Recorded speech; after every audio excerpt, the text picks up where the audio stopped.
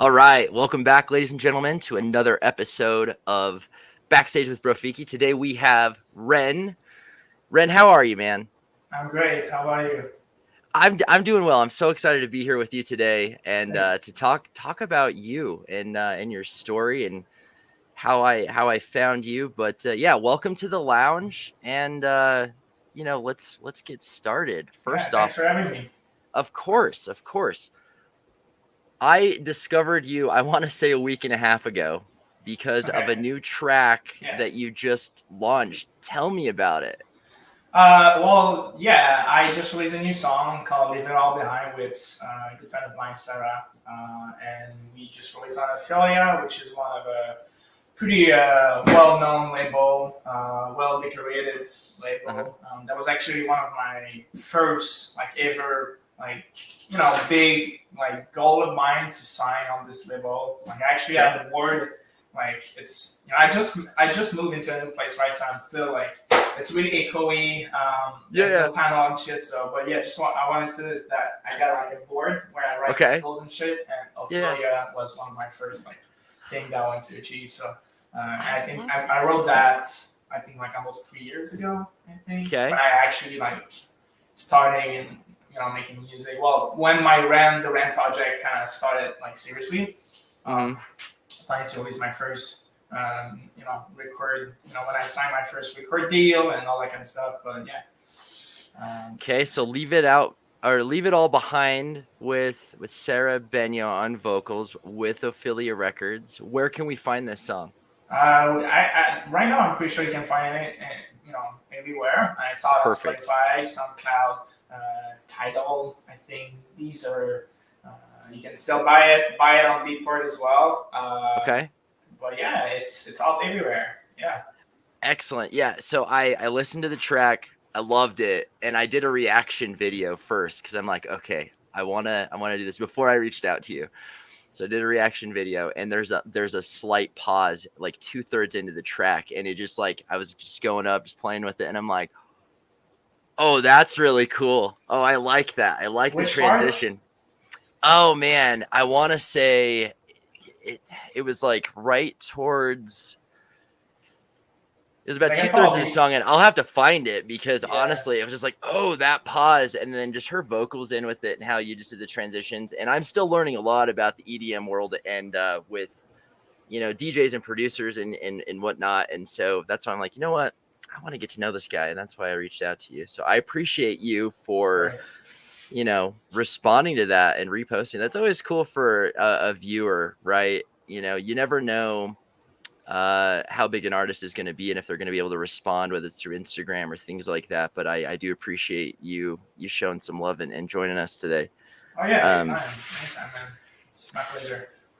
so the purpose of this, guys, everybody listening in live now, or if you're listening to this at a later date, I want to get to know the Renn that makes the music, that does the cool things, and how this all started. So first off, how did you get into music In, production? in the first place, yeah. So we're going back. We're going way back. I think almost 6 years ago. Okay. I've been producing music. Like obviously like so the Renn project kind of it's like it said Renn project kind of like got created like in 2020, like Mm-hmm. I would say May 2020 when I like signed my first track and my official Renn name like out on streaming platform and all that kind of stuff. But I think like most producer that's what happened to me. But before that, I kind of started with different name, different music, and I wasn't really like I wasn't like satisfied with the project that I was like going for. So it took me almost like 2 years before I actually like decided to okay, I'll go for like the Renn project, and this is my vision, this is what Okay. I want to bring with that. So 2 years before that, I was just like messing around and Mm-hmm. just trying to find yourself there and see what you like and what you don't like, and finding your name, all that kind of stuff, preparing yourself, and have a plan, all that kind of stuff. So that was 2 years before 20. So I'll say like probably around like 2018, early 2018, end of 2017. I started to open my first. I work with Ableton, so the first time I opened Ableton, started to fuck around. And can I swear? Yeah, you're fine. Okay, okay, sure. Yeah, but yeah, it's just starting to mess around and trying to see what's up with this, and it's hard. Like when the first year, you're like, it's really hard because you're like, oh my god, it's so hard. Like there's so many stuff that you need to learn, and but everybody goes through that, and after a while, you're getting you start to get your flow, and you're feeling more comfortable with the software. But really, like what got me into music, I mean, we can go back even like even further in the past. So music was definitely always around me through my whole life, even during like my childhood. Starting to listen to music at a very young age, I think. Okay. I started listening to my first love to music. The first band that I really felt in love with was Coldplay. Coldplay. Still, Okay. Still to this day, Coldplay is definitely like one of. I mean, we can definitely say that they're now one of the biggest. I would agree with you. But if you go back, when they released their first album, like Parachute, Russian Blood to the Head, it was way more like acoustic music. Now they're making more pop, which is great. They're making dope music, but before, it was really like more like analog kind of stuff. And I was probably like 6 or 7 years old when I found out about them. And I was like, oh shit, what is this feeling? Why do I love this? Why do I like to listen to that? And after Coldplay, obviously there's Milty. There's so many different bands that kind of are around that. But Coldplay that played the same kind of music. But Coldplay, they had something unique, and for some reason, I think, I didn't find out just by myself. My father was listening to YouTube, Coldplay, AC/DC, many type of genre. There's more rock, but my first introduction to music was definitely like kind of rock, indie rock, and alternative rock, and discovered those kind of bands, this kind of music, and my whole life was pretty much around I play hockey my whole life. Okay. I started at 4 years old, and I still play. It's funny, from 4 years old to 17 years old, I was playing hockey pretty seriously. I play pretty high level. My big goal was to play big league. The big guy. NHL, all that kind of shit. I went to college with that, and I was pretty serious into it. But after a while, you discover that it's not only your talent that counts; it's more than that. And there's a lot of political stuff, like anyone else, right? And I kind of stopped at 17. By the way, I was a goalkeeper, so I was a goalie. And as a goalie, yes, you play in a team. You kind of by yourself at the same time. You kind of in your own bubble. Yeah, I can see that. Okay. Yeah, so playing as a goalie, it's you're always kind of in your own mind, in your own mindset, and every time that I had to face pressure, going to a tournament, and there's scouts that are just watching over and see if you're great, or it's the pressure. My best buddy, my best friend was always music, so I always put my headphones, my headset on my head, and just listening to my music and just doing my kind of warm up, my drill, just get ready for the game.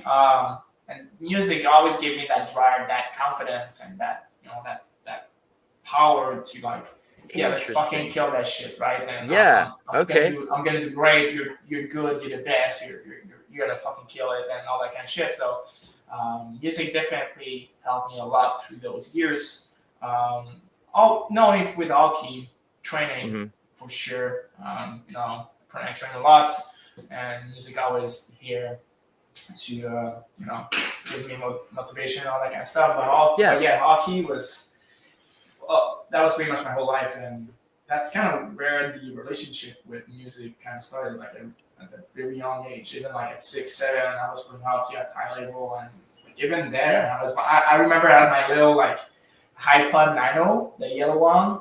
Yep. Okay. And I just put it on the side of my like it's the equipment for like Aoki. I don't remember what it's called. It's like a sure, like a bag or like a belt type thing or whatever. Exactly. So put it there and listen to my stuff, and just being ready for the game. Yeah. Okay, so listening to music while hockey kind of get you pumped up, motivated, whatever, but also focus, sounds like. But 100%. Also being isolated as a goalkeeper. Yeah, you are part of the team and you're a very important part of the team, but you are isolated. That's interesting. And as a producer, you kind of the same thing. You're kind of a little isolated and you're learning to do your own thing. So to me, it almost seems like kind of prepped you for being able to do that instead of going to be in like a 5-piece band or something like that. Has that ever crossed your mind? Did you ever want to like play the guitar in a band or anything? So I play a little bit. funny story. I got into drums like around probably 10 years old, and I was still living. I was living with my mom, and we were in this apartment with obviously a lot of people around, and it was really, if you were living like close to where I was living, I was the guy making so much noise and everybody was complaining, and I had my drum in my room and I played, and I wasn't like I knew the basic, the pattern, the rhythm and tempo, that kind of stuff, and the crash and the toms, and I really liked it. And I play a little bit of drums, but I play more piano. Okay. And I never took any classes. I was always I always learned by myself, honestly. Like I was not the only classes that I took, like it's like in my life, it's like just normal school, like high school, all that kind of stuff, but never like anything outside of like the normal school. It was always by myself, always self-taught, and that's how I kind of had access to that. Nowadays, it's so easy to find online so many resources. But I mean, if we go back, like I'm 26 now, right? And if you go back like 15 years ago, I mean, resources, they were not as much present as it is today. But still, I had fun playing around, and it's always like you mess around, you fuck around, and you it just kind of comes to you. Yeah. Exactly. So a little bit of piano, but that was a little bit later on. That was like probably around like 4.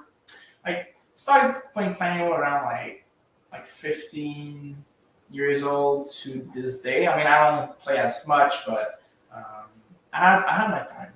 I was playing a bit more. So piano, drums, and. But I wasn't like an expert in it. Like I wasn't like the greatest, drummer. Sure. Were you able to like read the music, or you just kind of played by ear? Oh no. It was always by ears. No. Okay. I can relate to that. I can't read music to save my life, but if you show me something and teach me something, and it's easier to do. I did the whole choir thing in high school. I love singing. Oh, shit. Okay. But I could never read notes. I could see if the note went up or down, and that was it. And then I could like match people that was in my section, and I would just memorize it and then just get better with just like crescendos and things like that. It's funny. It reminds me some of like primary school. When we had like music classes there, and the teacher were giving us like the sheet and stuff. I was never looking at the sheet. I was always doing this by ears. We were playing flute, And Yeah. I was never really a fucking cheat. I was like, I don't care. Like I listen to it and I know if it sounds right or not, right?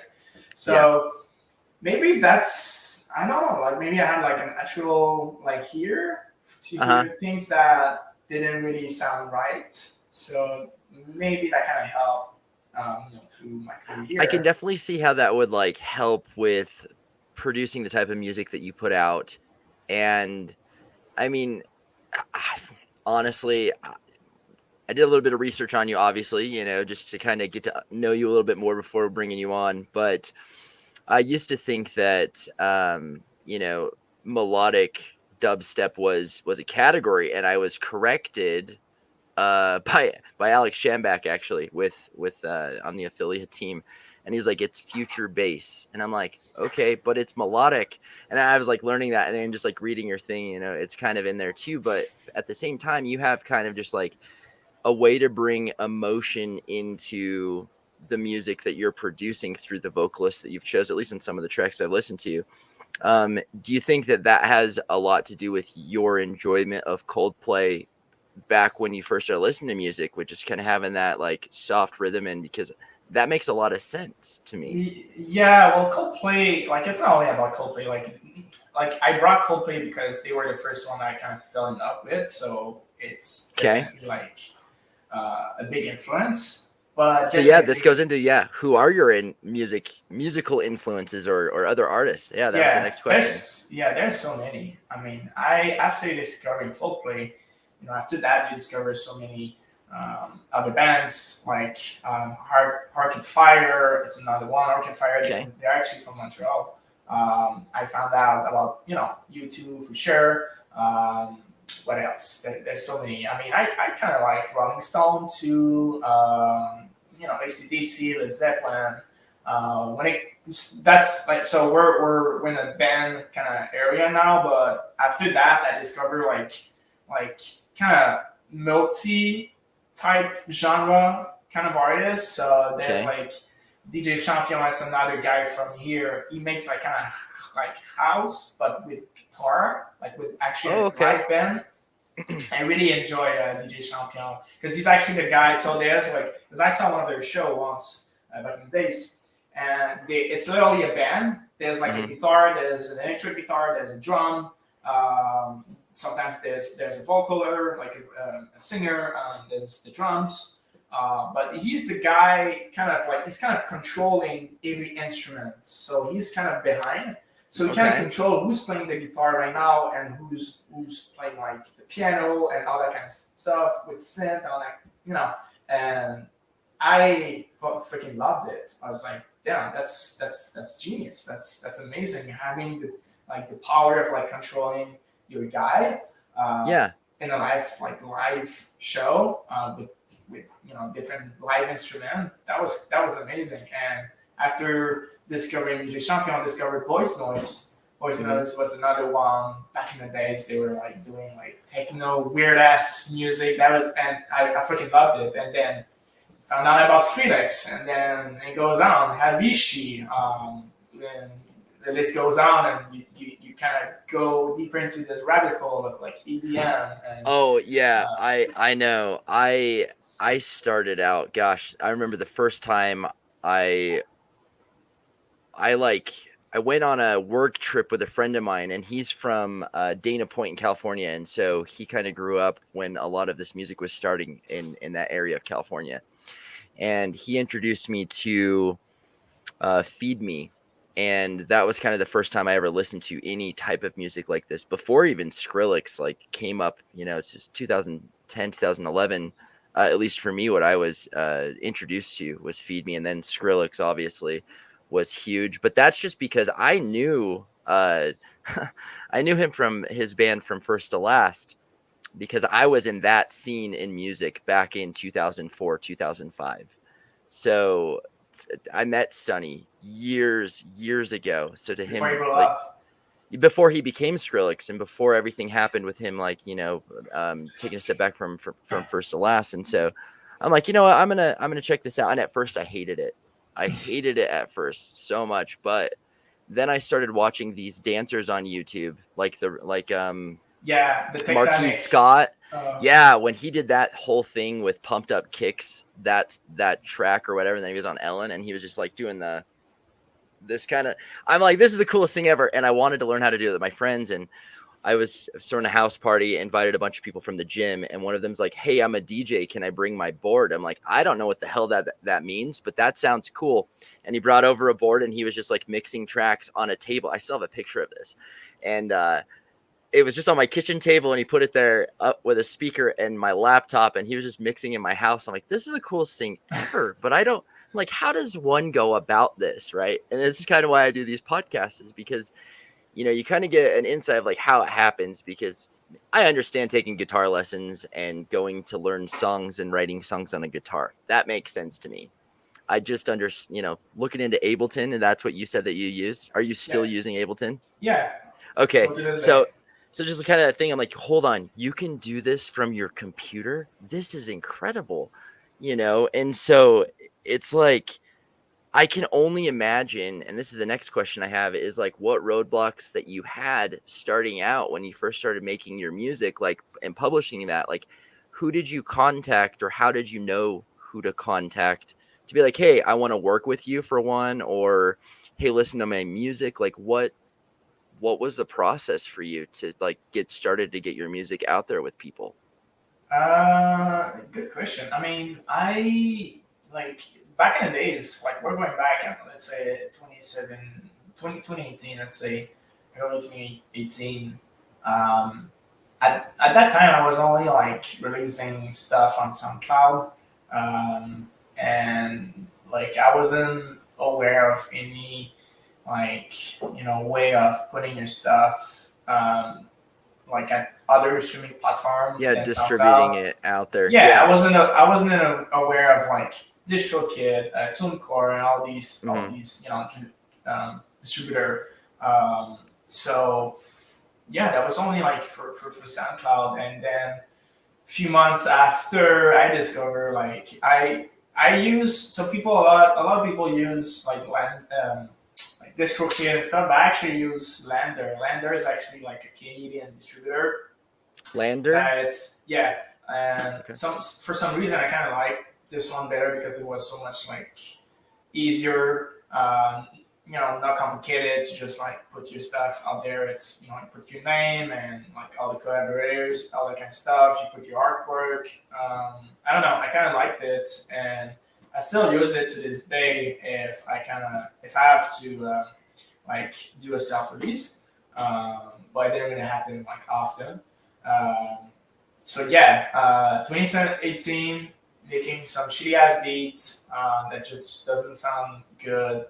Still release it because I want people to notify me. Yeah.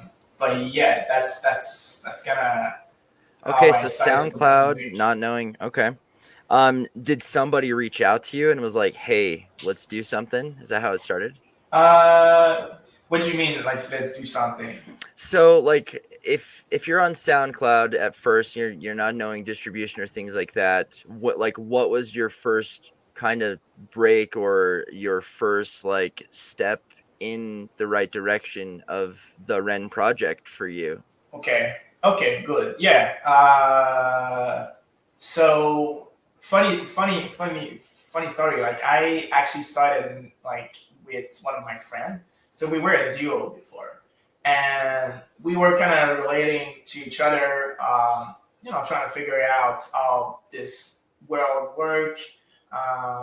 And we started making music together with another alias, and from like 2018 to 2019, I didn't really like honestly I didn't release like any music. I was just so like trying to be better at because I was like there's no way I can release that shit, like it's not good enough, like, Right. but I'm still learning, and when I'm gonna feel confident to release music, I'll do it. So it took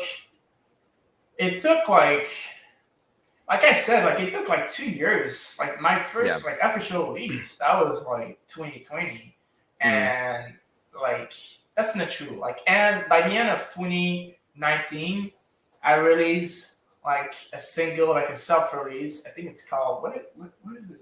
it's higher. I think that's the name of the track. I think it's still in my discography. I think. Um, but that was like, yeah, self-release. At that time, I was feeling confident. I was like, okay, yeah, it's good enough to release. And after that, so before that release, I didn't release anything. I was just like, okay, let's just make as much music as I can. Let's just work on, a few tunes and, sending my track to other people that I started to, started to know online, and, giving each other feedback on our tune. And I think the big change, something that really did the whole difference for my career, is a school, online school. It's a artist development program called Cosmic. It's called Cosmic Academy. Cosmic Academy. Okay. Yeah, they're based in Miami. It's two guys. There's one that teach more the business side, and the other guy teach more the technical side when it comes to production, music production. So these two are running the school, and I found out about them like online through, I think, Instagram, and they're pretty active on Instagram. They post a lot of like valuable, like a lot of value thing that you can learn just from their post. How to prepare for a pitch on Spotify, how to approach someone in the industry, and like the right way. Or there's so much like that you can learn just from their website and from what they post online. But the school itself, you're like in a class with a lot of people, and it's all online, and you're all learning together. And a lot of people, they're just like most of them, they're just starting out. For my situation, I was like 2 years into that, but like no knowledge at all with the business side. I had a little bit of knowledge with production, but like my music was still kind of shitty. So I just wanted to upgrade that, and just, okay, like after that class, after that boot camp, I'm going to be like ready to attack and like start to release fucking music and just finish songs and, get the ball rolling. Right. So that was like if I'm not wrong, I think that was a 5-week like intense boot camp. Okay. And then after that, you get accepted with, like, I'm still with them. Like we have like a Facebook group, Cosmic Academy, and we're helping each other. They're still giving like feedback session when you can go in. It's like every Sunday, Wednesday. I think it's Sunday, Monday, and Wednesday at like 8 p.m.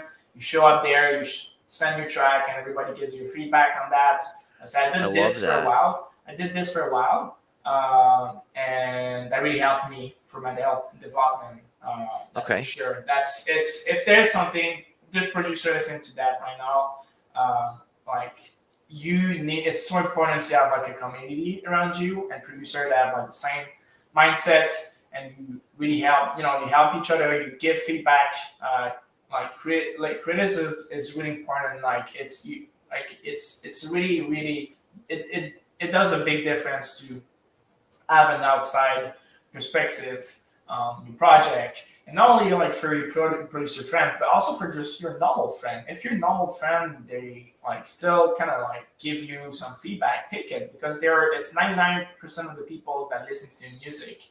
Obviously, like your producer friend, they're gonna listen to your track. They have so much things to say, but like, of course, is like they're gonna say like, oh, the snare is like 2 dB too loud, but like the average listener, they're not gonna really hear that. But it's important, So you have to set your limits and like, okay, is this really gonna make a huge difference?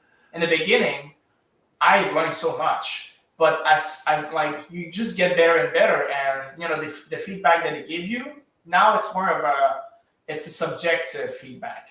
So it's more like personal than others. Obviously, one of the biggest feedback that really helps me through years, it's mixing. Like I really wanted to get my mix tight, because like that's how your music gets enjoyed. If your mix sounds right, it gives you like the window to really put all the instrument at the right place, so everybody can ride can hear it, listen to it the right way, makes it's really important. Then obviously there's so many other like feedback that you can give. It's more creative, but at this point, if you're satisfied with your creative process, it's really subjective after that. Like, yeah, like someone can bring something that you actually like, but someone can bring something that they think will be better. But for you, like, I'm not quite sure. Like, I think I still prefer, that feel or whatever. It's really like, so yeah, I've learned a lot to these feedback sessions. That really helped me. And I did that for a good, like, I'll say a good 2 years. So like from 20, like, so I finished my boot camp in 2019. I'm leaving 2020, early 2020 for Los Angeles. Okay. I was living there for 3 months just until COVID happened. And my plan was actually, I attended, I don't know if you know the school Point Blank Music School. Music School? I've heard it. So they have like a few schools around the world. There's like one in Tokyo. The first one was in London, and the open one in LA. So I attended the school there for mixing and mastering class, which is where I was kind of lacking. I really wanted to get my stuff tight, and I really wanted to learn that. That really helped. But that was more for the experience. I got a chance to meet a lot of people in LA. Get my network a bit bigger and, start to know the scene there. That was nice. I really enjoyed it, but, COVID happened and I had to come back here in Montreal. So, for the rest, when COVID was there, it was only online. So that's where I kind of went to feedback a lot, trying to get as much, knowledge and to learn as much as possible online until stuff started to come back. Around like 2021, summer 2021, plays started to come back, opening up again, and start to meet people, and actually starting to meet people and like here in my local scene, which I didn't really have. I like before 2020, I never really. I think I went to like a few shows as just like a fan. But I never really had the chance to actually not like, I don't want to say sell myself, but like I wanted to, network. But before starting to network, I wanted to get my stuff like at a good level. So if people check me out, they're gonna be like, oh yeah, this guy is not like a starting out like producer. He's actually making good stuff. So we're gonna take this guy seriously, right? So that's why I didn't want to. It's not. I don't want to say I didn't want to meet anyone yet, but it's just before I started to pitch myself to the people here in the scene, just wanted to get my stuff at a good level and respectable level. Yeah, and, I get it. Yeah, you're like, hold on, before I talk to these people about music, rather than just being a fan, you want to polish it, but you've gone to, you did the Cosmic Academy and then Point Blank Music. And then now you're going out. COVID is done. You're going out to your local scene. And what area of, I guess, were you in the United States at that time? Local scene, like when you were going out around this time after COVID, like 2000. No. I stay in Montreal. Okay, so in Montreal. So what is the music scene like there for EDM music in comparison to like LA? Yeah, I mean, LA, it's way more like mainstream. It's way more like, so by the time that I got in LA from 2020 for those few months, I mean, 3 months is kind of short. So I had a chance to meet, a few people there.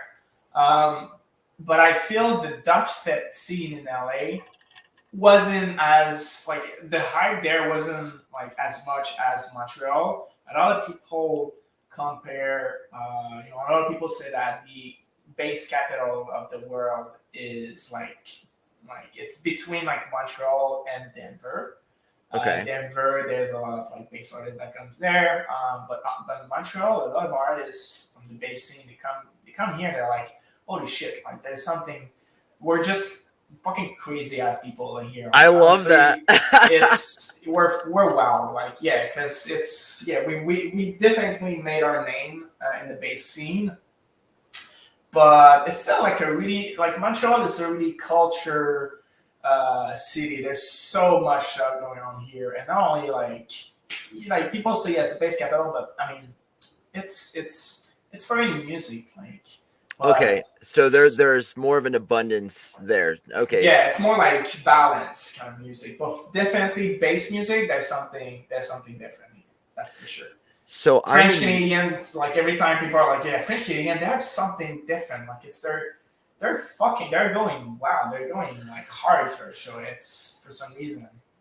I will You give you can't. that. When I was going to college for French, I listened to Jacques Brel, and his music was just so different, and it's older too. But that's like we had to listen to music in French, obviously. So it's kind of interesting that we have that little correlation. At least once upon a time, I spoke French, but that culture of music is so different, especially if it's like Quebec French or Parisian French from France or even Morocco, where Yeah, they, and it's just the culture so different. So I agree with you when it comes to like music like that, or having that balance. That's really interesting. Um, Denver, I'll agree with you as far as music scene all around. I love Denver. I was just out there for, in fact, I went there to go see Trivecta for my birthday. He played on my oh, birthday. So fuck I drove yeah. out there to hang out with him. This was back in March, and it was at the Ogden Amphitheater, and everyone there was just so cool. And it's like everybody kind of listened to the music, and it was packed. Now in Salt Lake, where I'm at, Salt Lake City, Utah, we only really have one place that's dedicated for DJs and producers to play, and I'm Okay. glad we have that space. And we have 4 festivals every year that's owned by the same company, and so for us here, we're really not exposed to the EDM scene. And that's what I was asking, because it's starting to grow, but it's not there yet. There's so much potential for it here. Oh, for sure. I mean, everywhere in the states, it's like the dubstep, like like electronic music is just getting bigger and bigger every year, and it's just in development in so many smaller kind of like cities. Obviously, if you say Miami, if you say New York, if you say LA, if you say Chicago, yeah, these are all the bigger cities Yeah, for you'd music. almost expect it. Exactly. Montreal, they definitely have an history around music. That's for sure. Okay. More than Toronto, I'll say, because Toronto, it's more like business city. It's like all businessmen, and that's where you go to make money and like I don't know, like Just it's be no thrown into like the basic nuances of life. Go it's work, make money, invest. yeah, it's kind of it's the Wall Street kind of place for Canadian. Okay. Um, And that's so Toronto. yeah, that's Toronto. Okay. I mean, they definitely have like big shows there. But I talked to a few people that live in Toronto, a few friends of mine, and it's the culture there. It's like not as like I would say it's how can I say that is there's definitely a community there, Mm. but like Toronto, if you want to play Toronto, it's only for like huge fucking artists. Like if you want to do like a support act, like it's like it's good. Like it's you're lucky if you actually have like a support act as for like Okay. let's say like I don't know Slander it goes there. But here in Montreal, that's like multiple show for like mid tier artists. Like I don't know.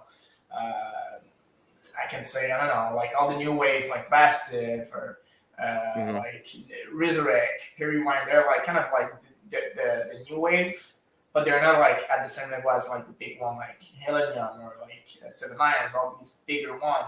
Yeah. That's why like Montreal, it's like a great city for all these up and coming artists that are doing great, and you have so many like opportunities to support this act.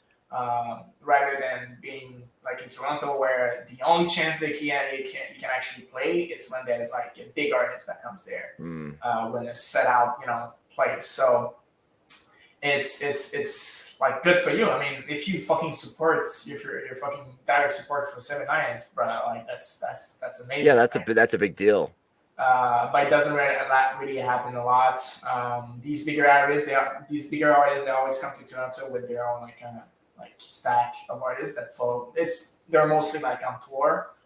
So you can't really have a chance there necessarily. But I mean, like one of my good friend, Paraphrased guy, he lives in Toronto, and he had the chance to play at one of the like biggest like venue in Canada for ARMNHMR. ARMNHMR, he played there, and he had a chance to support, which is great. But it doesn't happen as much often as you like here in Montreal for the bass scene. Funny story, ARMNHMR, they were supposed to play in Montreal the day before, and it got canceled because I'm pretty sure they didn't sell enough tickets. Yeah. So that gives me a little bit of idea of how's the melodic scene here in Montreal compared to the actual bass scene, the heavy, the rhythm kind of like this, you know. So I will say Denver definitely have a better melodic scene than Montreal, but when it comes to actually the bass music, like dubstep, rhythm, a little bit of drum and bass as well, trap, definitely Montreal have their place there. That's for sure. Yeah. Definitely room for growth. Yeah, I started dabbling more into the different genres of music, and I was exposed to rhythm, just barely a few months ago. I'm not a fan just based off of what I've heard so far. I'm sure there's a proper way to do it, but even when I first heard Excision, it was a song that he did that was actually soft. It was like a remix of Band of Horses, and I actually really liked it. And then the next time I saw Excision pop up, and I'm like, oh, this is way too bassy for me. I don't like it. So it's taken a while for me personally to like more of the heavier, harder hitting stuff, or even like more of the upbeat, up tempo things as well. Like when Seven Lions did Cusp, and it was like something crazy, like 172 beats per minute or something on that song. I can't remember what it was, but there's so many different ways to go about it, So I guess just from a personal standpoint, it's like sometimes you just have to listen to the right genre of music in the right way. Like someone has to produce a track or like part of a show, or like start putting that in. I remember like ATLiens when he started doing tracks with Excision, and that's the first festival I went to, actually. It was DOS Energy in 2021. And I was loving it. Time of my life. I literally bought tickets just to go for that show. And it was like halfway through, and he switched it over to like more of that really hardcore bass dubstep version of an Excision track. And I'm like, I don't know how I feel about this, and I almost feel like my experience is ruined. And then he turned it around, and then I'm like, okay, there's a flow. Okay, I can do this, and now I love it. Mm-hmm. Has that happened with you for like a genre of music? 100%. Like even like I definitely first got introduced to EDM with like electronic music with. Like I was a fan of like Avicii, Martin Garrix, Romero, Steve Aoki, like these big names. Probably like Tiesto too. Yeah, Tiesto, a little bit, but all these like big guy, the big mainstream guy. That's where I got first introduced into electronic music. And people started to introduce me into like Skrillex and all that kind of stuff. I wasn't a fan of Skrillex music at all before. I actually saw. It's kind of crazy when I remember that I saw Skrillex in 2016 in Montreal. Apparently, this show was like legendary, and that was kind of like one of the last show that Skrillex played. Before he kind of stepped out and took a break and worked on his music, all that kind of stuff. And at that time, I remember, like, I think it's just because of the crowd. The crowd was going so fucking crazy, and I wasn't at that level at all. You're just like, what the hell's going on? There was fucking mosh pit everywhere. I remember I was in the crowd, and there was a fucking mosh pit in front of me, a bigger one behind me. And I was like, can I just, like, try to enjoy the show without being punched? Like, I remember, that time, I was like, fuck this, man. I hate this. I hate this thing. What the fuck is this? Like, because I gave it a try. It's like, let's give it a shot. Like, I want to see Skrillex. And this fucking shit happened. I was like, I'm fucking out. Like, you're like, I know, no. I hate this. And then started to just discover like more bass music artists. Like we can probably like let's say Slushy. Started to discover Yep. Slushy, discovered Flush of Damnus, trap music. I started to discover more like variants of bass music, not only like really like dubstep kind of thing. I went through like phases. I think I discovered more in one genre, more subgenre, and slowly and slowly I started to discover like this rabbit hole of bass music, and I was like, oh, there's something else than like dubstep. So yeah, discover a few subgenre, and that's kind of like I discovered. Uh, Started to kind of enjoy more this type of music and started to understand more, and like it's like nowadays I'm actually making this type of music, right? Yeah. Which is kind of fun. It's funny, right? I didn't like it in the first place, and then I'm actually making that. And then here you are doing it exactly. Exactly, right? It's so funny. And that's what I wanted to because get. it's because I didn't understand it at first. Okay. Like it's so like how can I say that? Fuck, like the energy, like because it's different music that you can play it. Like it's different music for play it out loud. It's music that is played for live shows. A lot of people are like, yeah, I don't listen to dubstep when I'm like in the bus or going back home. I'm like sure, but I still do it. Like maybe not in the beginning, but I still listen to dubstep when I go for a ride or I take the bus or whatever.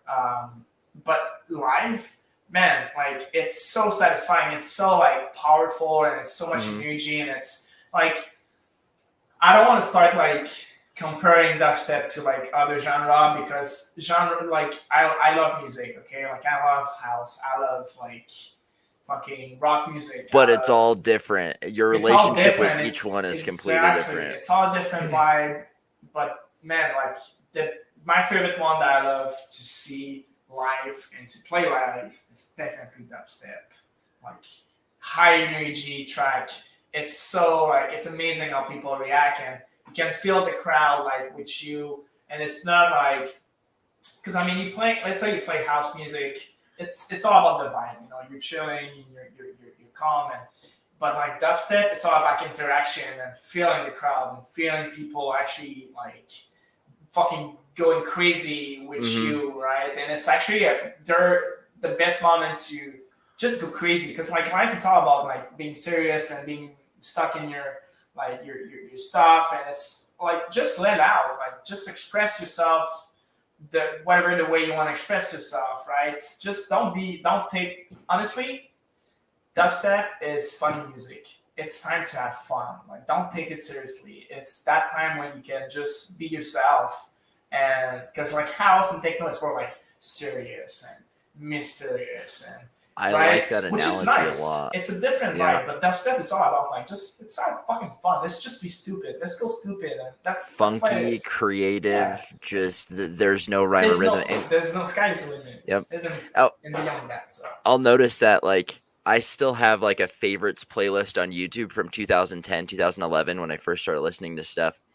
And I sometimes I'll go back to it just to kind of remember, and it's so basic compared to like what people are making nowadays, but just going back to that. And it all started with a song, you know, just like the Pumped Up Kicks, a perfect example of like something that people remember back then, or you know, but you can make dubstep remixes of any song out there, and that's why I even found it in the first place. Is I was on SoundCloud and I like typed in the name of one of my favorite songs and I typed in remix, but then it was like dubstep remix. I'm like, whoa, this track is way cooler than the actual song, but I wouldn't play that like at a wedding, you know, but like you said, like listening to certain things and certain songs. I remember it was a song by Pretty Lights, friend gave me, that I just loved. And it was like more of like a dubstep song, and it wasn't like the normal Pretty Lights. I'm like, man, I like this track, but I don't like his, you know, the regular stuff. And you kind of get a vibe for what, you know, what's going on,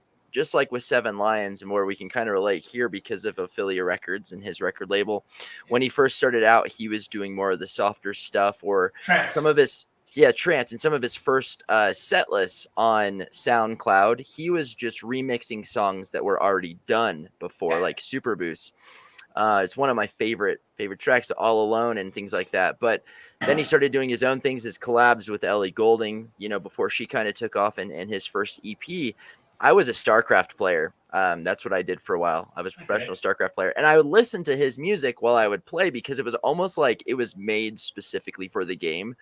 And then more stuff came out, and then harder stuff and darker things. And I'm like, who is this guy? And he played his first time in Salt Lake City, December of 2012. And it's kind of cool because there were only like 50 people at this show, and I know most of them. That's crazy. 50 people, 7 Lions in the small room at the complex in Salt Lake City, and I was there. I was one of the first fans, and I'll say that. I could prove it on my SoundCloud or on my Spotify, because every year I'll tell you like your top artist. It's changed over the years, but not really realizing that he had a genre of music. I'm like, man, this is kind of cool. He took vocals from Ellie Goulding, put some like robotic, transformer-ish sounds in here, because that's how you explain it to somebody.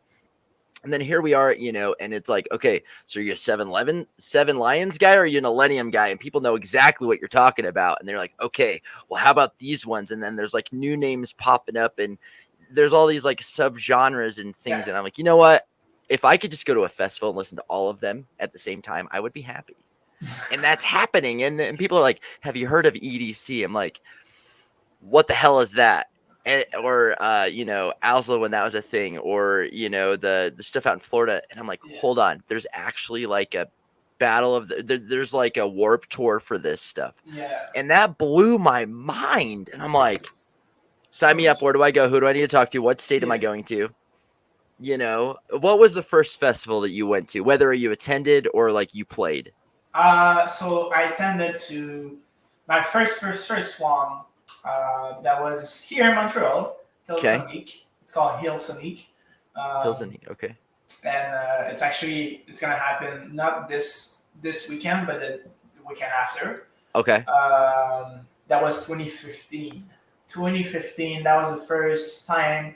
That was the second year of the festival. So they started in 2014, and I heard of it, but I wasn't like I was still in high school. All right, so it's like I'm 8 years ago.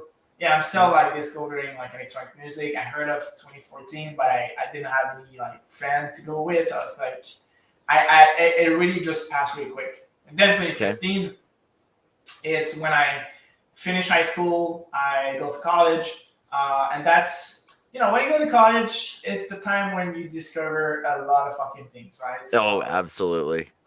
So there's a reason why I went to Hillsonic. I went there because my mind was way more open than I was the year before, and I met more people. I only went because it was a 2-day festival. I went to only one day, if I'm right. And I was like, holy shit. What the hell is this? This is freaking amazing. And the vibe is just, wow. Like everybody are just so happy. And I was with one of my friends, and it's just, whoa, like what is this new universe? Like what is this world? And that's kind of, I was like, damn, I want to be that fucking guy one day. Like it's I want to be that guy. It's just, that's something that just happened to everybody, every single person you're gonna meet, they all gonna say the same thing. But it's true, because the first time you go there, like because I remember like that was Steve Angelo. Steve Angelo was playing. I was a fan of Steve Angelo, and I saw him for the first time, and the way that I was like playing, controlling the crowd, and it's just like with the light and the fireworks, I was like, holy shit, what a fucking feeling it must be to be up there. Like it's fucking crazy. And so on, I went like, so the year after I went again with my other friend, but I went to Escapade, the festival in Ottawa that I played last year. It was a full circle moment for me because I went there in 2016 as a fan for the first time. And that was actually like Hillsonic was 2015, first time I went there, but 2016 at Escapade in Ottawa, that was like the first really like full festival that I went and I experienced. Like, I took MDMA for the first time. Okay. That really opened my mind. I was like, yeah, this is what I want to do. I want to do this for the rest of my fucking life. The full experience. Yeah, exactly. The full experience. The Yep. 2017 El Scenic, 2015, it's like, it wasn't like the full experience. I was just like, I went there. I went like, I arrived there at like 4 or 5 p.m. Kind of late, but enough to just like experience a little bit. And you know, I didn't take any drugs. I was just with one friend of mine, and we were just like, you know, discovering a little bit. But 2016, I was like with my best friends who were there. We took, you know, MDMA for the first time, and I was feeling everything. I was like, oh yeah, it's incredible. That's what a fucking week. You're like, what is this? And then it just never stops. You're like, yeah, I'll be out of your system in a few days. You're like, I'm still doing music years later. Yeah. Oh yeah. And it's and one of my friends that was there in 2016, Escapade. That was the guy that I started making music. Like 2016, by the end of 2017, we took that like kind of seriously. We went into production. We kind of started. We obviously, like a lot of people, they kind of DJ before producing. That wasn't the case for me. Actually, I DJ a little bit like before starting to produce, like just for fun. But I never really took that like seriously. I didn't like. I wasn't getting any gig. I didn't had any gig before production. Before starting my production journey. Okay. I was just DJing in my room just for fun.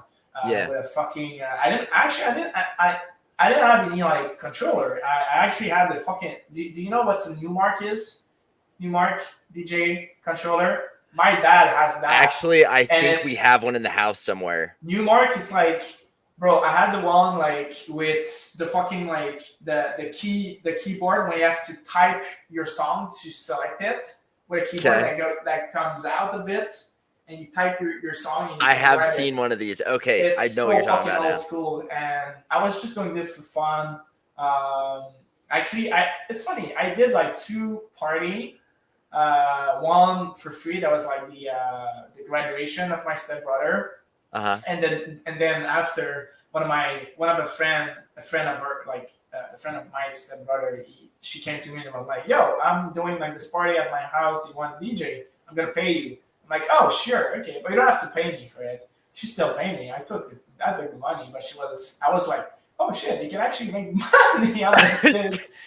And she paid me like $40. I was like, oh shit, that's actually $40. Oh man, I totally understand that. And then that was actually my only 2 gig that I ever done. And I think that was like 2016, early 2017. And then after that, I kind of stopped DJing for some reason. I kind of lost the sign of it. And I went into production like really seriously. Seriously, you having fun 2017, end of 2017. And just, you know, the grind started. And you produce like I remember I was still in college. I remember I had my MacBook Pro with me in college, and when the class was so fucking boring, I was trying to find like I was looking at like YouTube videos, trying to find the best VST, all the best plugins in my class, and my friends were like, "The fuck is this? What are you doing?"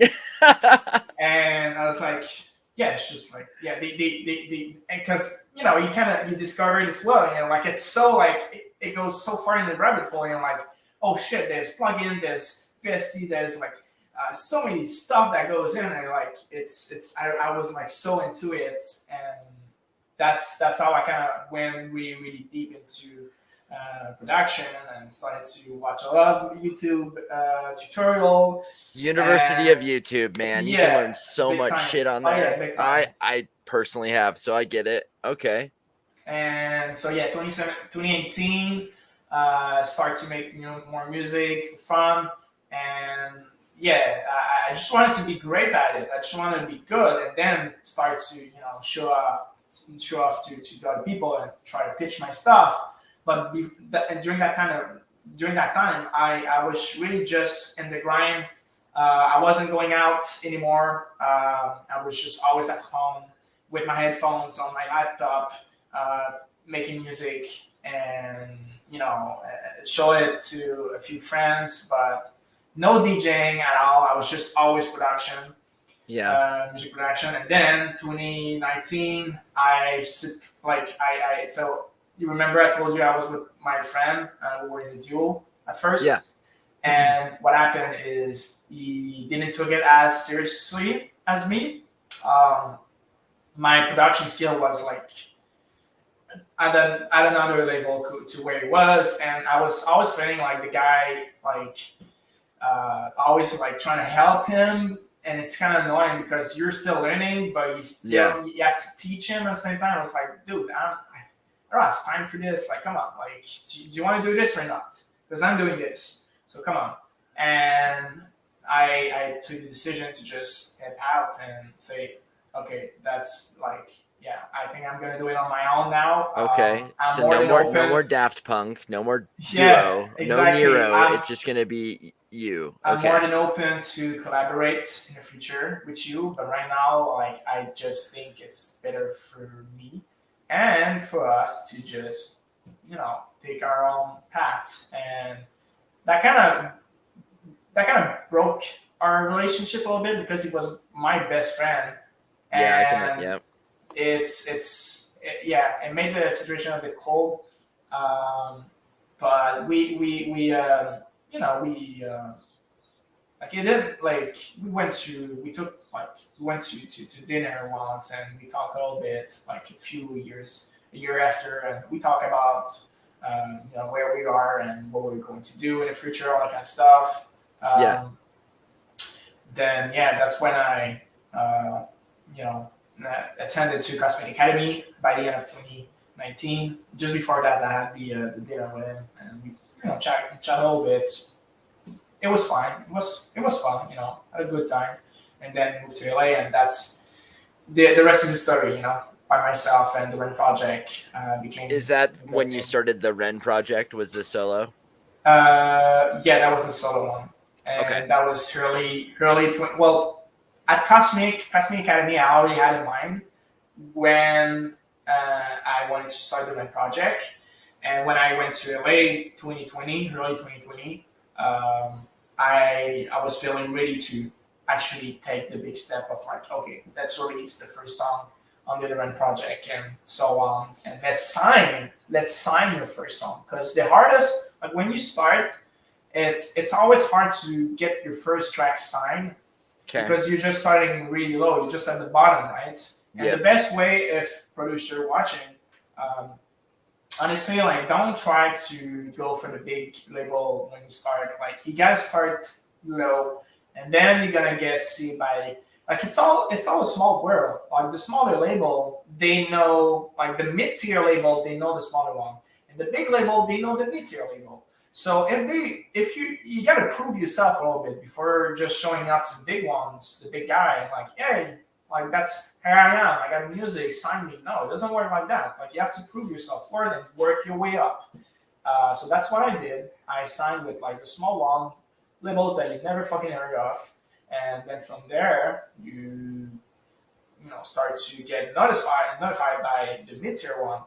And then it's like it's almost like a game, but also you're creating kind of like a media resume, I guess, in a way, or like a 100%. Production resume, where it's like elementary school, mid-tier, junior high school, college, kind of just like that, right? That's kind of what I've noticed. Or it's just like, you can actually compare that to like a job interview. Like, make your research, know about the label, and pitch yourself to the label, and pitch you got to show that you have streams, and the label, what they do, and it's actually like a job interview, right? And if they fuck with your music, because obviously you have to get your music good. That's the first thing you got to do. So that's why when I say it again, like, I did my grind like for several years to make my music good, and then after that, when your music is good enough. Because it's funny, like, we can go back in 2 years ago when I still signed my track. It's nothing to what I do now. but you still always get better. But my music was still good enough to get signed, and it's professionally accepted.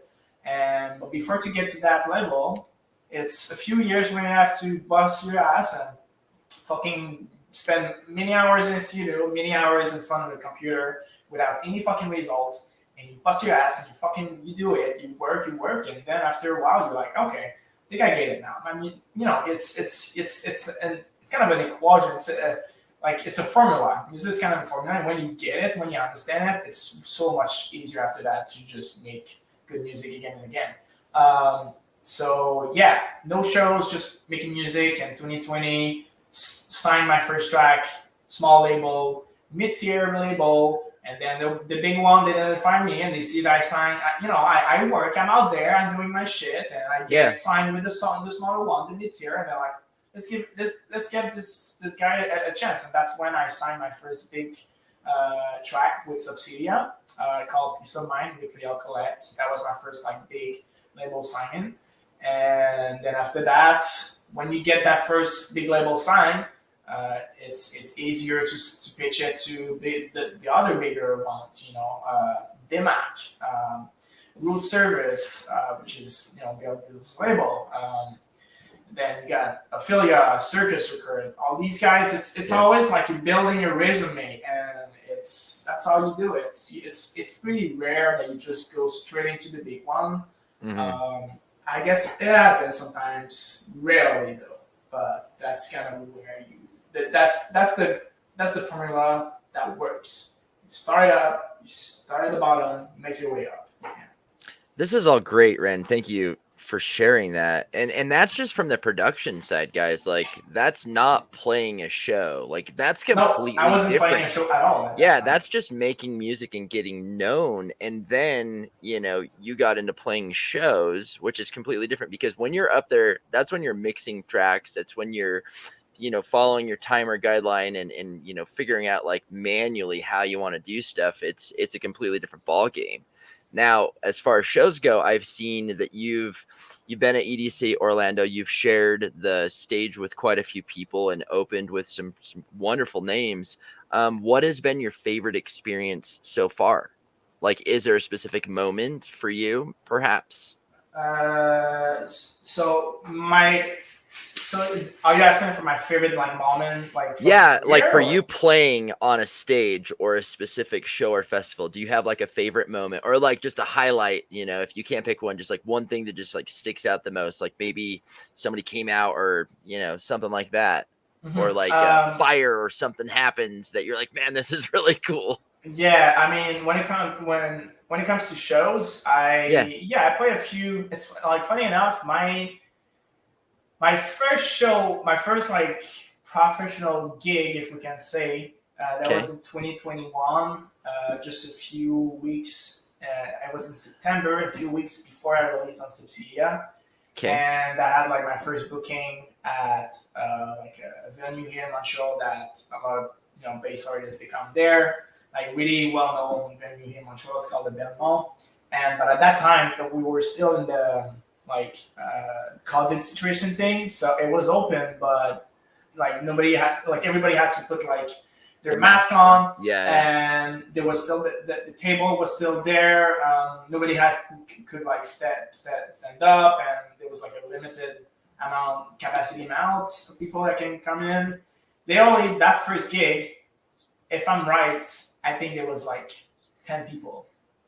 10 people was there and just cheering, yeah, go on, let's go. And I was nobody was there, but I was still so hyped, because that was my first gig, and I had my visual prepared. It was showing in the back, but just I was kind of stoked. But it wasn't until I played Escapade in 2022.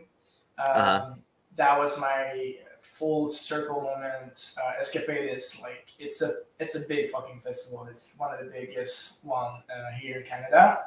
And remember, when I say here in the interview 2016, that's when I went to Escapade for the first time as a fan, and that's when I had my first full experience. I was like, yeah, that's what I'm getting to for the rest of my fucking life. That's what I want to do. And it turns out, almost 6 years later, play at that stage. You know, Like a full stage circle. I, You go yeah, as a fan in 2016, and then you get to go play. yeah, in You know, 2022. yeah, it's interesting you say that. Like one of the artists that I'm helping right now, he is doing the same thing next weekend with DOS Energy. He went to that 5 years ago, decided he wants to play music and be on the stage, and he gets to do that next Saturday. So I totally understand that from a personal level of just like watching a friend of mine learn about this, go and do all this, start playing shows, and then he gets to go do that. Like that's such a neat experience. Big time. It's there's no like you can't really explain that feeling. It's so like deep down where where you come from, Yeah. but they don't. But like you still like it's yeah. I got pretty emotional when I got on stage because they just don't know how many like all the shit you've been through and like how much you wanted this to happen. Yeah. And you fucking deserve it. So Yes. you don't want to be like the you don't want to sound cocky. I don't want to sound cocky or anything, but like it's one of those moments you're like, yeah, man, it's beautiful. It's definitely not cocky at all, and I'll just give you some perspective on that. Like you deserve to be proud as fuck of yourself, like everything that you've gone through, like losing a best friend that you were going to do things with, or like changing your mind in college to do something else, or like, you know what, I don't want to do this, I want to do this type of music, or not even liking the music that you're making at first, or not even knowing about it, and then here you are doing it and loving it. Like, no, that's your moment, man. Like you deserve that. You deserve to be like, I did this, I did it, this is my hard work, this is my, you know, I agree with you on that for this. And I'll just share something personal about me. So a year ago, I was on stage at DOS Energy on the main stage with Trivecta. And I'm a photographer, right? I started out really small local shows, kind of, same thing all the way up. And I always offered to do his photos when he was in Salt Lake because I met him in a back room and he opened for Wooly, which was it was the same room that Seven Lions played in. And he was wearing an Ophelia Records shirt. And I'm like, hey, I know those guys. Kind of like when I messaged you. I'm like, I know those guys. Do you work with them? And he's like, oh, yeah, I just played. I'm like, oh, that was you with the guitar. And he's like, yes. I'm like, that's so cool. So I'm like, all right, next time you're in town, I want to take your pictures because I went as a fan. Like I just went. I was bored. It was a Wednesday and it was cold outside. It was in February in Utah. It's fucking cold here, man. Yeah. That's the only reason I went. We didn't have anything going. The girl I was dating at the time, I'm like, do you want to go to this thing? And she doesn't like EDM stuff, but she loved it. So became friends with Sam. Next thing I know, he's coming to play DOS Energy. And I'm like, I don't know what stage he's playing on, but he like brings me in and he's like, oh yeah, I'm on the main stage. And I'm like, fuck. Okay, shit. This is my moment. And I'm like, I broke my knee like 2 weeks prior. And so I pushed my surgery back 2 days just so I could go to this. And I swear to you, Renn, like I get up on stage and I'm hobbling around and he's playing the big stage. There's fire going off and all these lasers. And it's just me and him and his manager and the two dancers up there. And I look down and there's just a sea of people. And I'm like, no, screw this is my moment. I've been working for concerts for free and doing all this stuff for publications just to get my photos out there so I can meet musicians, and that was my spot. So no, I can relate to you, and I did share this, but it's like I totally get it, and I'm like, this is my moment. It felt like that entire thing was a party or a celebration for me for all the hard work that I did. And it wasn't even about me. I just did some badass photos. And then I just always have an invite to go hang out and eat chicken wings with Sam. It's one of those. Yeah, it's true. You fucking love chicken wings and like sauce, spicy sauce and shit. Yeah, that's his brand. Right? I asked him. That we can go on branding and shit. It's another thing.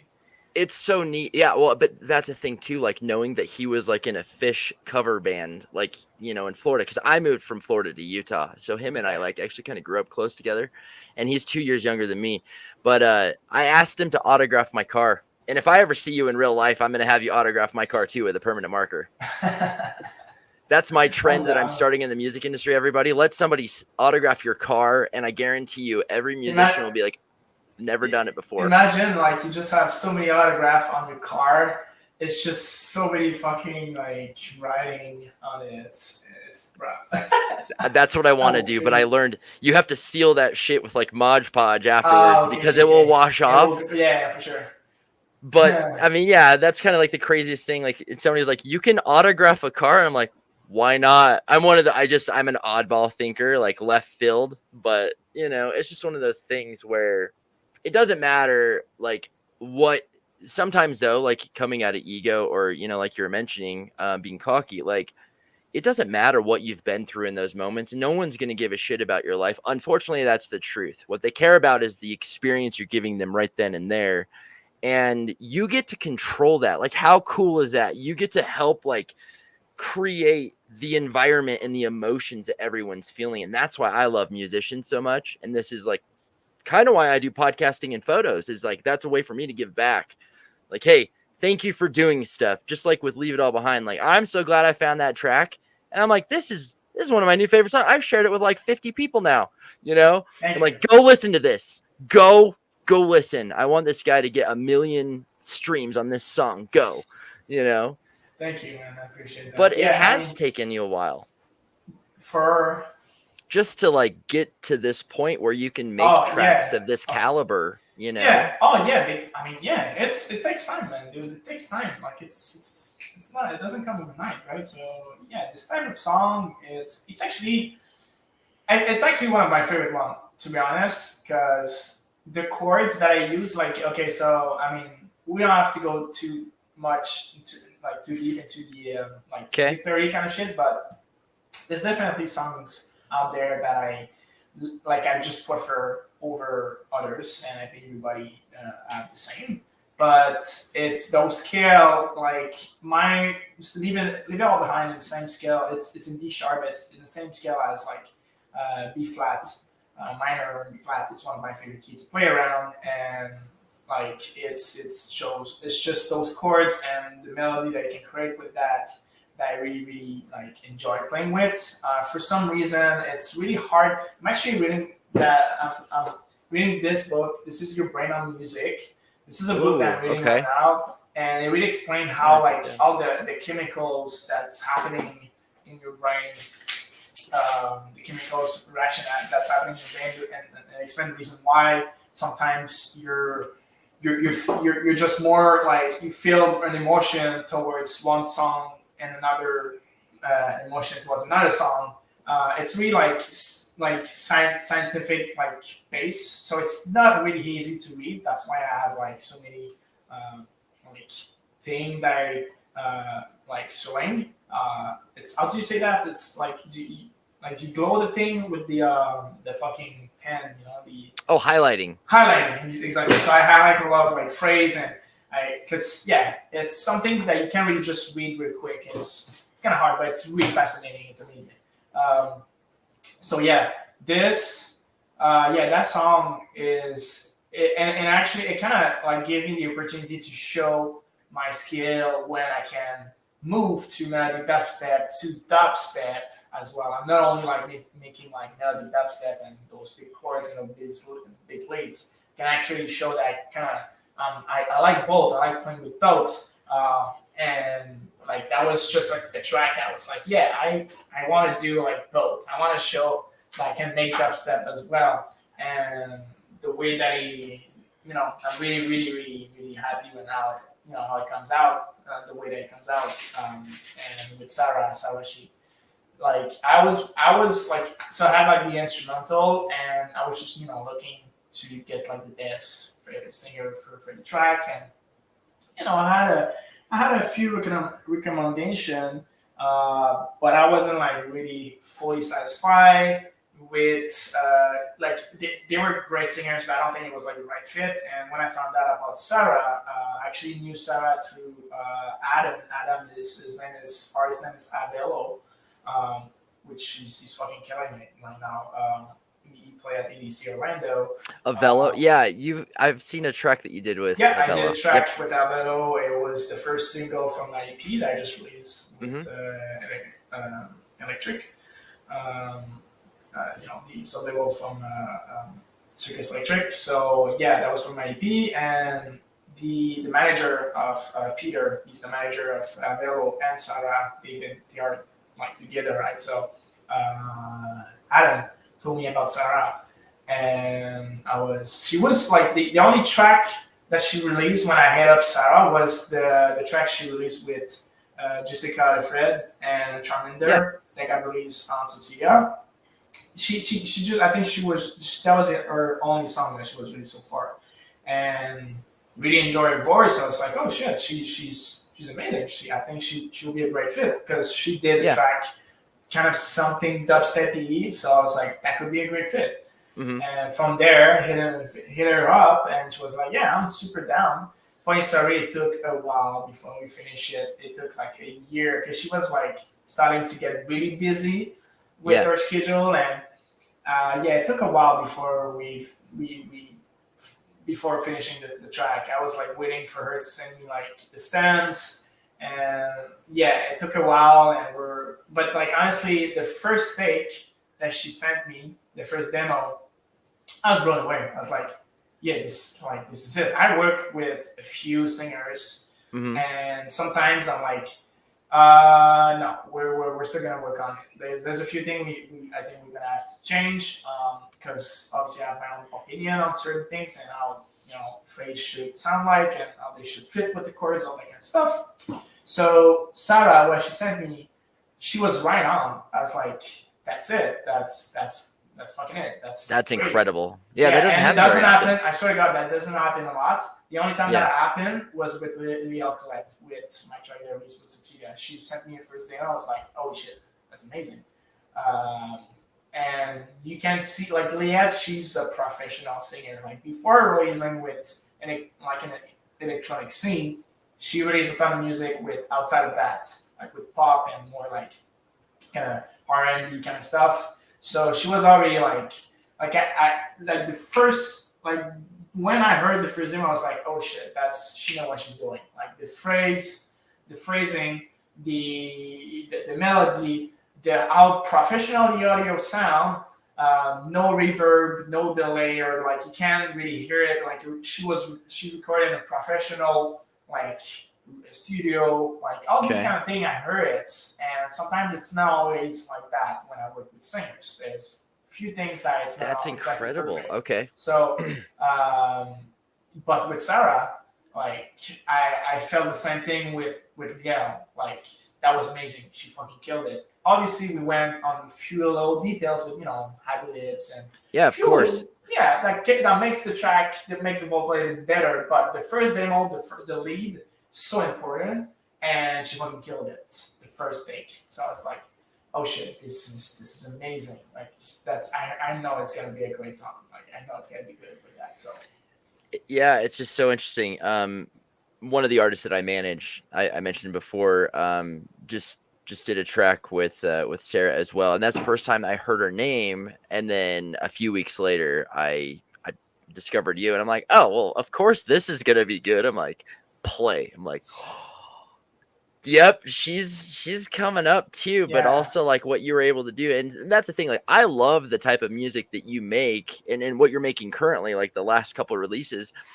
And for me, and maybe this is a good thing that you could talk to your circle of influence about, is finding like more of a radio station or a place of like this genre of music, if that makes sense. Like right now it's mostly like if I go to a show and someone's doing direct support for somebody that I know, like Jason Ross, right? Like the direct support for that. And then you have local, you kind of get like a feel of finding new people. But if it wasn't for Spotify Discover or, something like that, like I don't personally, just me, maybe there's a place, I don't know this, maybe this will help someone else. Is there a place where you can go and just like select a genre, and what genre is it of music, to find more stuff like this? Well, do you know, like besides Spotify, I don't know. Spotify is the shit. That's definitely the platform to rediscover more artists. Before, SoundCloud was really great for that with the repulse algorithm and all that kind of stuff. It really helps. A lot of people grew up on SoundCloud back in the days because of that algorithm. But it's not the case really anymore. SoundCloud is actually declining. I'm pretty sure they kind of I think they're bankrupt right now. So yeah, it doesn't go really the right way. As for Spotify, with all the playlists, you can type, any like, you type like dubstep, new dubstep song, whatever. Like you type in Spotify, and they're gonna give you so many playlists that match these type of songs. So it's really great to discover a lot of artists on these new, on these playlists, and obviously with the bigger, the editorial playlist on Spotify, that's where you get the most out of it. That's where you get the big stream. That's where you get the big discovery. But don't like neglect the smaller playlists from the creator ones. They're really great as well. They are the ones that really try to push the smaller ones. They really are the ones that show, that try to promote and, push the track from the smaller artists there. So, and some of them have like great followers too. So that definitely helps too. So you guys heard it from Renn. Spotify is great to discover new music still. And I agree with that. I have one more question for you before we wrap this up, if that's all right. So it's a two-part question. The first part is, what is your career goal now? Is there someone that you want to work with, like collab on vocals, or like another producer, or a show that you want to play? So that's one part. The second part, and it could be one of those, I know this is kind of a lot, but like just goals. Second one is, who is an artist that you just discovered that you're like just loving and listening to now? Okay. Sure. We're going to go for the first question. I mean, my goal, I think it's the goal for every producer out there. It's, to live out from your music is definitely something that I want to achieve, because, we're all having a side job to try to help you pay your bills, and it's not easy to make, good money in the music industry. So definitely my goal. There's definitely many ways that you can make good money in the music industry. Sorry, but it's an industry that it's really tricky. You have to have a great team around you that watch your back, because I'm not gonna go too much in details, but it's an industry that's really rough.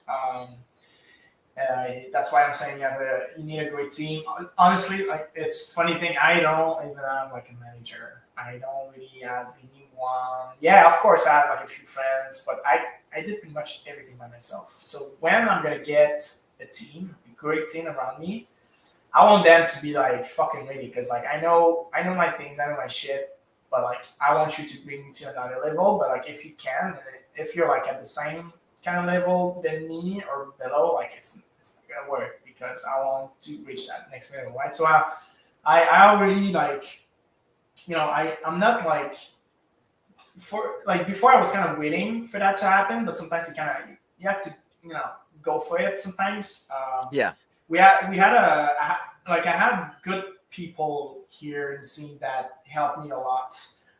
They're not like officially on my team or whatever, but they definitely give me good advice, and they're in the industry and they know their shit too. So it's great to have them around. But yeah, like it's definitely like one of my big goals. That's for sure, trying to live out from my music. So whenever it can come from like shows. It can come from mentoring session. That, by the way, if anyone are interested, like I give mentoring session, I give mixing and mastering services as well.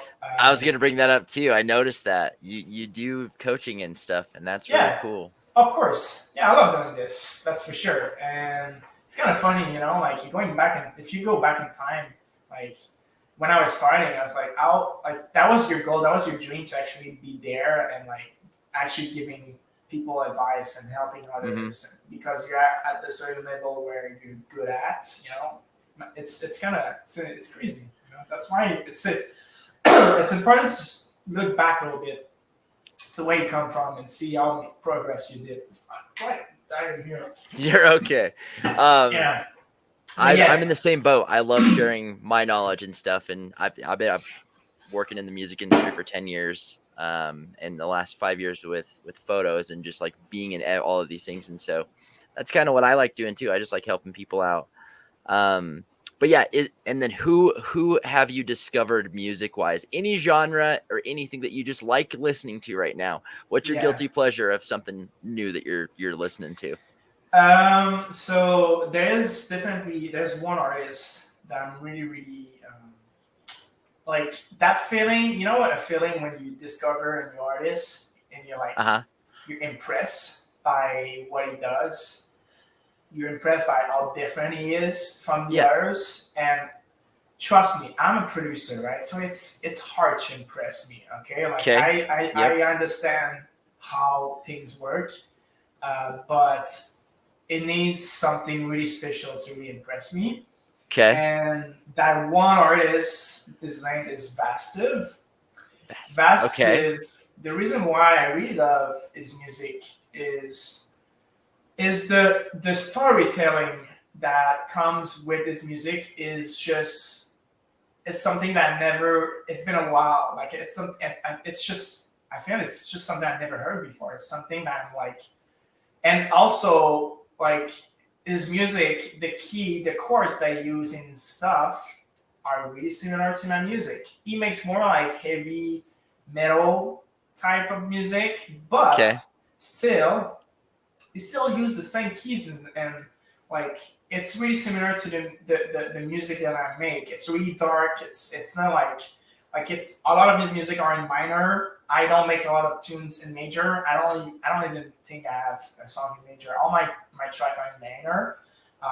But he does the same. Like often his scale of his music are the same as mine. And it's just the effect. He's his own singer, right? And he's incredible like to switch to like being a metal like voice, like really screaming metal, but he can go to really like soft voice, really like atmospheric kind of thing. The ambience that he created in his music, the brand that he creates, the story, like and there's no surprise why he's really getting out there. Like fucking, he's definitely like the biggest up and coming artist right now. Vastiv, like if you're listening to this, man, like Sam, bro. Like I want to meet you, man. Like I have so many things I want to talk to. Like you're fucking amazing, man. And I'm a producer, and I'm fucking impressed about what he does with his music, and it gives me like I listen to his music all the time. I'm like, it gives me chill. I'm like, holy shit, that's so good. And I love this so much. So yeah, it doesn't happen a lot to me. Like there's not a lot of artists out there that gives me that feeling, but he does. And he's started like he's not like a big Slander guy or ATLiens. He's still like in an up and coming range. And why so? That's why I'm even more impressed because.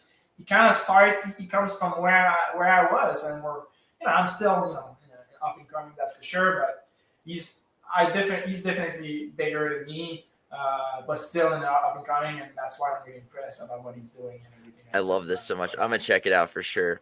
Yeah. Well, you guys heard it first from Renn. Thank you so much for joining us today. This has been great learning about you and your story and up and coming. And guys, if you're not already, go listen to his music on Spotify, pretty much anywhere streaming. It's I Am Renn Music with 2 N's. Is that right? Yeah, with 2 N. Like you can follow me everywhere. All my social, it's always at I Am Renn Music, and you can find me anywhere. All the social, it's always the same.